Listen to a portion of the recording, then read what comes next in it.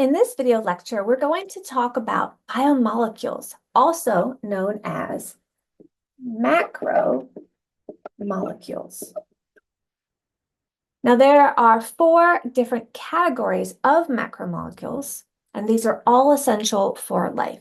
You have your proteins, your lipids, your carbohydrates, and your nucleic acids. And we're going to talk a little summary about all 4 of those.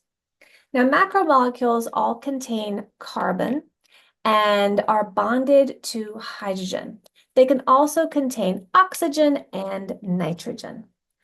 A smaller subunit of a macromolecule is called a monomer.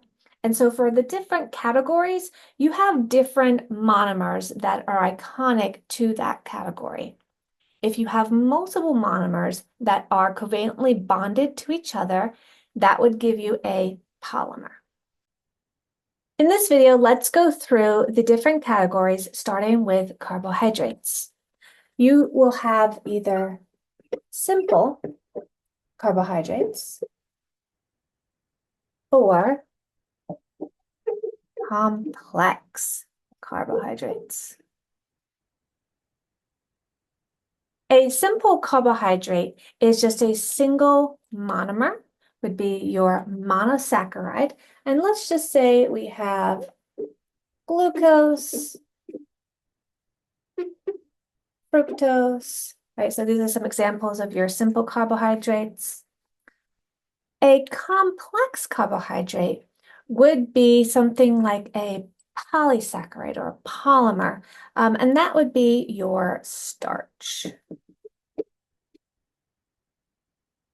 With your simple carbohydrates, you would test for it using the Benedict's test. And if your Benedict's test is positive, you would have a green, yellow, or red color. And if it was negative, you would see a blue color.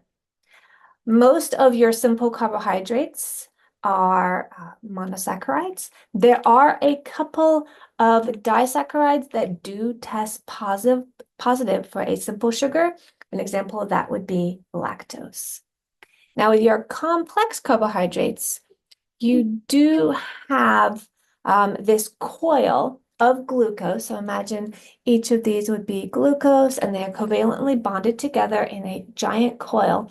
And you would use iodine in order to test whether or not it is a complex carbohydrate. Okay? A positive test would give you a blue-black color, and a negative test would result in an amber color. That's what the color of your iodine or your Lugol solution would be. All right, so our next thing that we're going to talk about, our next category, are lipids. Now, lipids are typically your fats, such as olive oil and butter. And you can either have triglycerides or phospholipids, such as a phospholipid bilayer, right? So this is the outer layer of a cell. And we'll become more familiar with that when we talk about osmosis.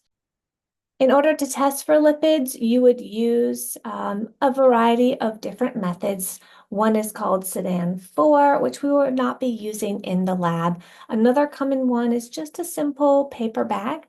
And so if you've ever gotten greasy takeout or pizza, and you see how the paper where the pizza or the box where the pizza comes in has a sheen or a stain on it. Now that is the oil. And if you were to hold up a piece of paper that had an oil stain, you could actually see through it. And this is a great way to test whether or not you have a lipid. And so if you allow the solution to dry on a piece of paper and you hold it up to the light, if you can see through it, then it's a lipid. And if it dries and you can't see through the paper, then it is not a lipid. The next category that we are going to talk about are proteins. Now, the monomer for proteins are amino acids. Amino acids are held together with peptide bonds, and they form a chain. And there are many different types of proteins. Our muscles are made up of proteins. Our blood in our body is made up of our blood in our body is made up of proteins. In order to detect proteins, you would use the Biuret solution or the Biuret test. And for this, so a positive test, and I'll just write it here. A positive test would be a purple color. And this purple would get darker or lighter up until the shade of pink, depending on how many peptide bonds you have. If it's negative, it actually is blue. Last item or category that I am going to talk about are nucleic acids. Now, nucleic acids are made up of nucleotides, and this is what makes up your DNA and your RNA. We don't directly test for that in Bioscience 1. We will look at DNA in Bioscience 2.